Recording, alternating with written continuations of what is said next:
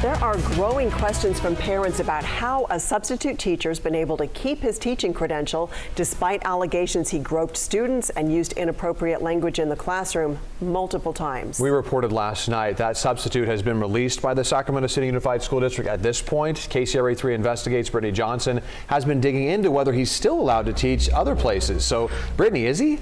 Yes, Andy H. Rivas still holds a teaching credential. He was issued a new substitute teaching permit in January of this year. The new credential issued even after it was reported to police and to the state that Rivas was released from Sacramento City Unified School District due to allegations of inappropriate conduct. We told you last night, 19 complaints were made by students and staff about Rivas over the course of 17 years. Some of those complaints, students reported being groped by Rivas on their butt and breast. A student reported Rivas asked her to come kick it at his house, then also grabbed her butt.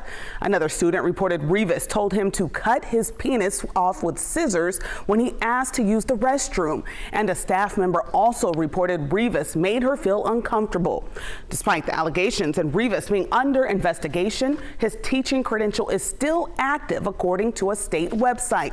With an active credential, Rivas is still authorized to serve as a sub in grades 12 and below, including preschool. We asked the Commission on Teacher Credentialing about this. The CTC oversees teacher credentials and licensing. It is designated by the state of California to be the gatekeepers for safety.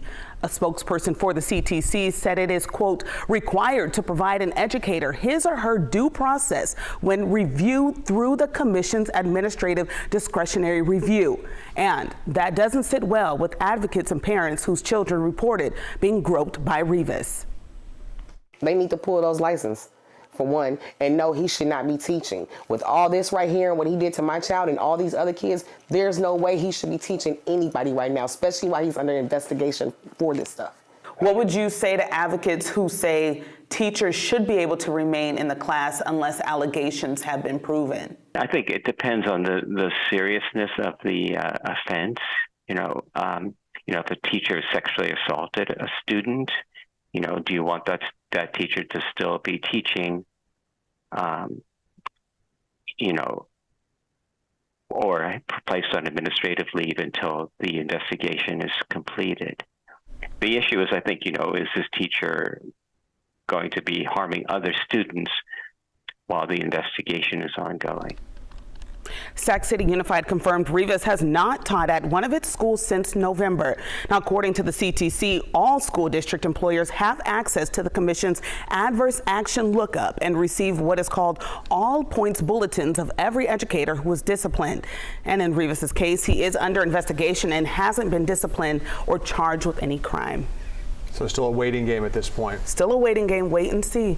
Still under investigation by both the police department, Sac City PD, and then also the CTC. Well, as you know, so many parents wanted these answers, and I think it's important for all of us to know how the process works. All right, so we have some more insight there, and we will continue to follow up on this, so thank you. Thank you. Good job, Brittany. Thank you. If you missed Brittany's report last night, we have a full breakdown of the 6-month investigation right now on the KCRA 3 app. Do you have a tip for our KCRA 3 Investigates team? All you have to do is call 3 at 916-325-3344, or you can send us an email if you prefer to kcrainvestigates@kcra.com. We would love to look into your tip, but make sure to leave your contact info so we can get back to you.